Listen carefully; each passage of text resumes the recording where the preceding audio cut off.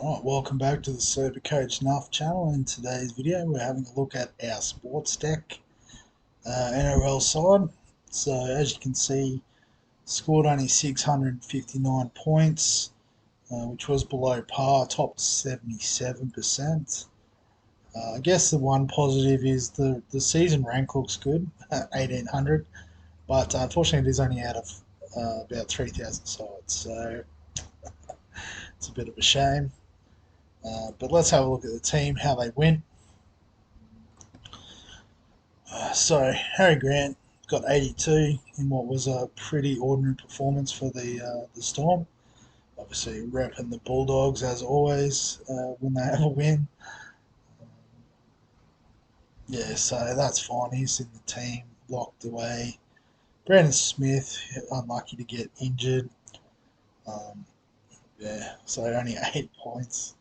Could lose some cash, but I guess also could be missing in action this week, so that could actually sort of save us in a way. Stefano, so 58, which included a pretty sketchy try, so we'll take that.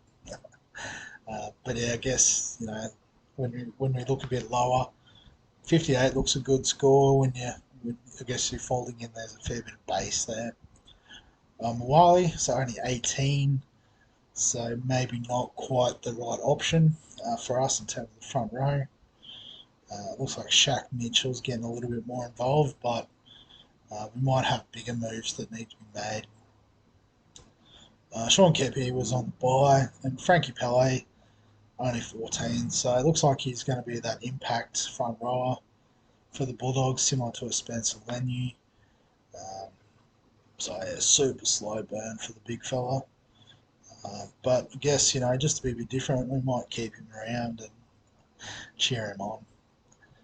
So Cam Murray, 35, was a bit below where he normally would be.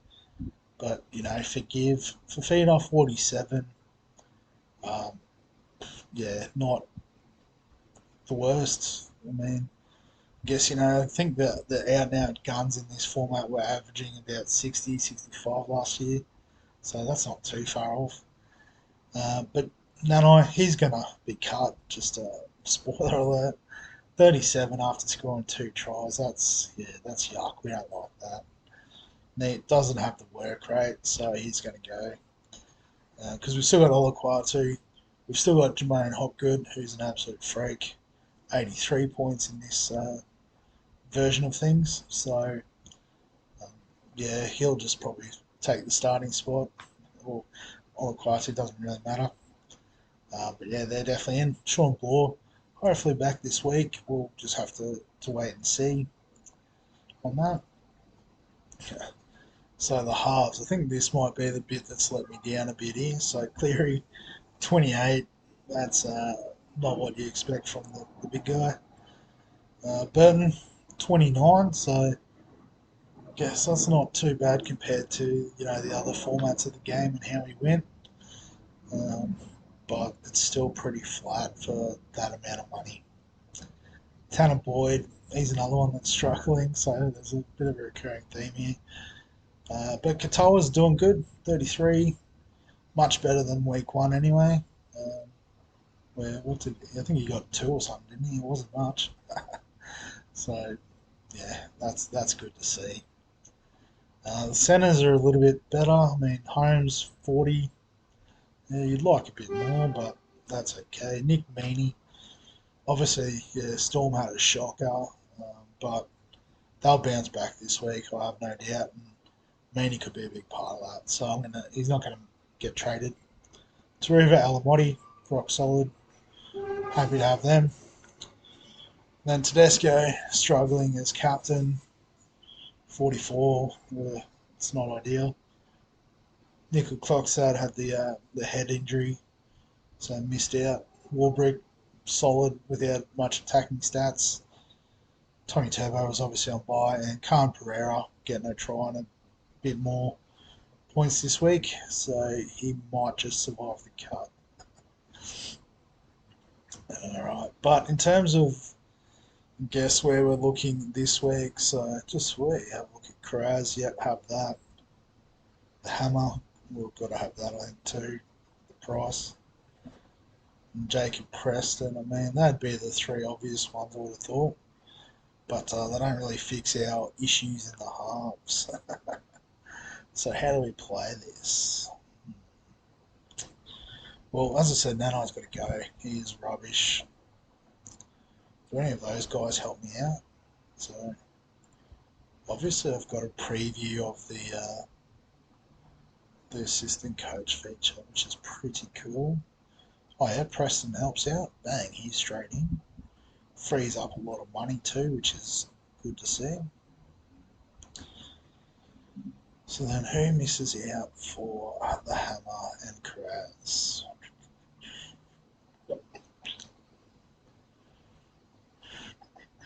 Well,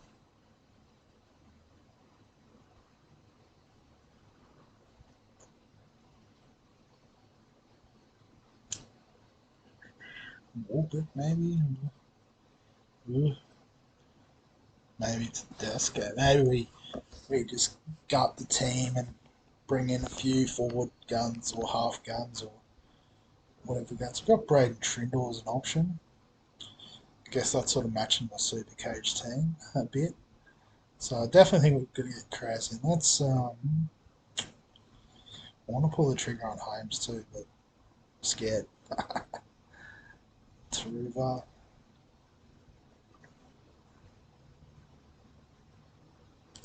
Alright, let's get rid of Khan Pereira for the Hammer. We've got a bit of flexibility now in that centre wing position.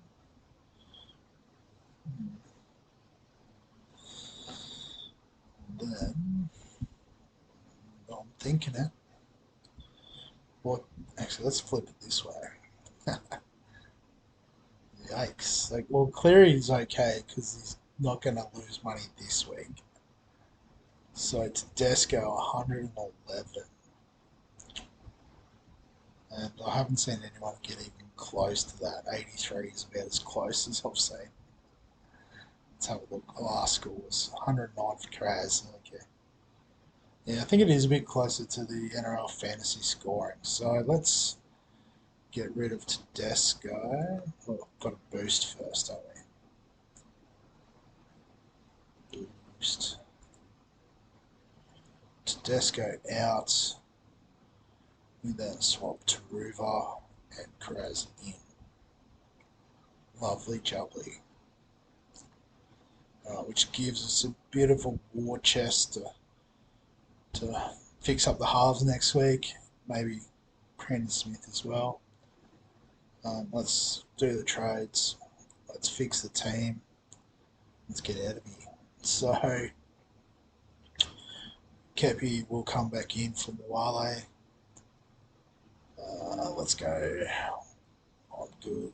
Cheese hopefully is injured. Say that with the greatest of respect. I just mean we don't want him to lose money. If he's not playing, he doesn't lose money. Yeah, Olaquatu and Preston, I'm happy to have them on the bench. Cleary needs to swap with Boyd or Katoa. Actually, let's go Katoa because Boyd up against the Storm. Like I said, I think the Storm are up for a big one, so that could be quite scary.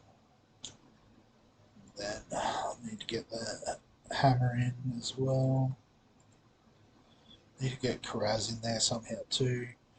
Well, man, yeah, he's on the bench. That's fine. What we got? 3 on the bench. So who we got left? Probably injured. If he's playing, we get the R. Don't want to touch them on field. Bloor, don't know what he's doing. Probably going to go Alamotti, I think. Back the Dogs in for another big one against the Dogs. So, yeah, they're playing last out of those, so that's fine to structure it like that. Yeah, those 3 are playing, those 2 are playing. Olaquatu's playing early doors, so we should probably swap him with Vida. Yep. So instead of like trying to be different, I might go with the same structure as my super coach team in the sense of Tommy Turp. Actually, no, we'll go Hopgood.